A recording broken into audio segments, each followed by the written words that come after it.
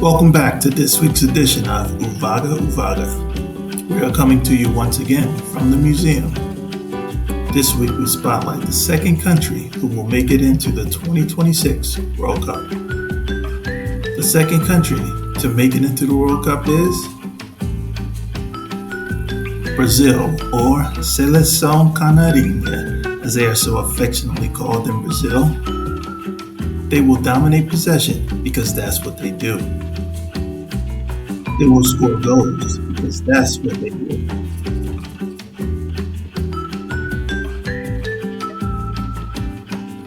If they can smother the opposition with their lockdown defense, simply put, they will win the World Cup.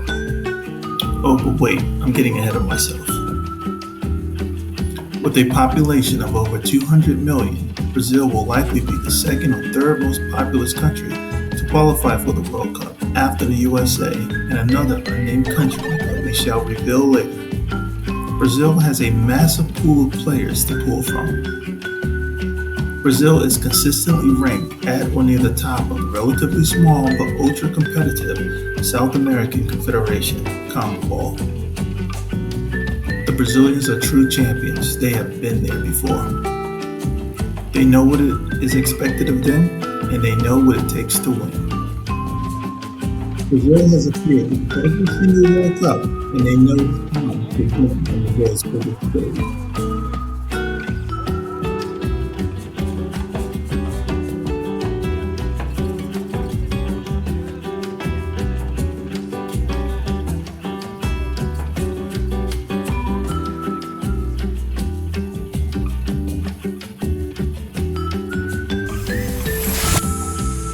From 1930 to 1954, Brazil simply did not know how to win a World Cup.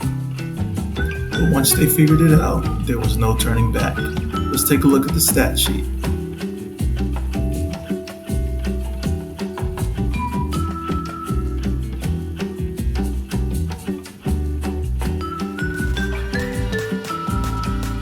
The only team that has more top four finishes at the World Cup is Germany. But Germany only has 4 championships, while Brazil has 5. In a nutshell, Brazil has dominated the World Cup. They are always the team to watch because they consistently develop great players who play at top clubs around the globe. Brazil also has a very competitive domestic league that is perhaps the #1 league in the world for developing young talent. According to research done by CIES Football Observatory, Brazil is the #1 exporter of footballers with 1,202 footballers playing abroad in 2023. France comes in second place with 781 footballers. What separates Brazil from the rest is the quality of players at every position and their ability to play together. When Brazil takes the pitch, it's as if they have been playing pick-up soccer on a local playground together for their entire lives. Their chemistry and understanding of what their teammates want to do is astounding. In terms of style of play, they are one of the most beautiful teams to watch. A typical Brazil squad defends from every position on the pitch and attacks from every position on the pitch.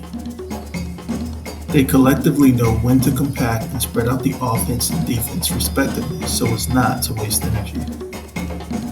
Their ability to maintain possession of the ball is impeccable, but their ability to win the ball back is second to none. With everyone being capable of scoring and everyone having the green light to score, you would think that could lead to chaos, but somehow it doesn't. Even on the biggest stage, they are hardly ever selfish and take as much pride in setting up their teammates as they do in placing the ball in the back of the enemy set. Brazil clearly has the best cohort of forwards. They also have the strongest back line that any national team can put together, and their midfield is just oozing with talent.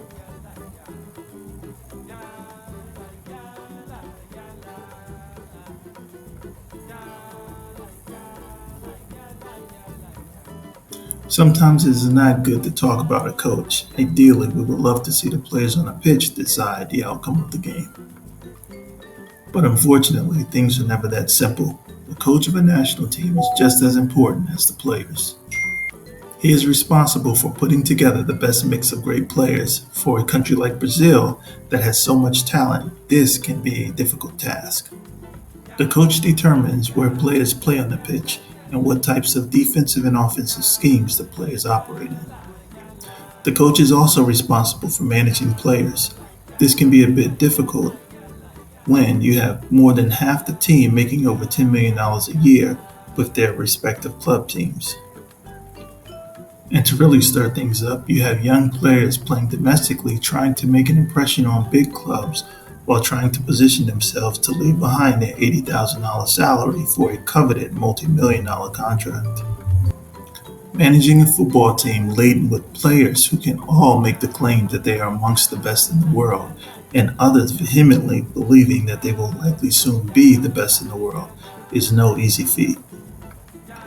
Dorival Jr. has never coached the national team, but he has had over 25 head coaching positions since 2002. He apparently does not have a problem getting a job. The big issue for Jr. seems to be his inability to stay with the team for more than a year. His head coaching winning percentage is just under 50%. The 61-year-old is an interesting pick to lead Brazil, but maybe someone knows something that most others do not know about Dorival Jr. The three major things that can be of concern for Brazil are: number one, their inability to get back on a counterattack after their left and right backs have pushed up field to join the attack. Number two, in addition, when they get down in the hole in big games, they sometimes start pressing and get away from their game plan and start relying on individual talent as opposed to pooling their collective talent and playing like a cohesive unit. Number three, the final thing that has hampered them in the past is the manager's inability to manage the team off the pitch. If Dorival Jr. can pull the team together and develop a game plan that highlights the strength of the team, Brazil could very well win an unprecedented sixth World Cup. I hate to put so much pressure on the manager, but it is a high-profile job for a reason. Jr. must first choose the best options for Brazil and then get them to buy into his coaching philosophy and methods. Oh, and probably more important, he will have to stick around for the longest time he has ever been with any club just to get them to the World Cup. So let's take this one step at a time. Will Dorival Jr. still be the head coach of Brazil this time next year, or is he just in place to get them through the upcoming Olympics this summer in 2024? Given his past relationship with Neymar Jr., will Neymar be named to the final squad, as this will likely be the 32-year-old's last opportunity to win a World Cup and cement his legacy as one of the undisputed greatest of all time? So many questions, and in true Brazilian style, so many answers. But which answers are the correct answers? We will all have to stay tuned in to find out more. Signing off from the museum, this has been another episode of Uvaga.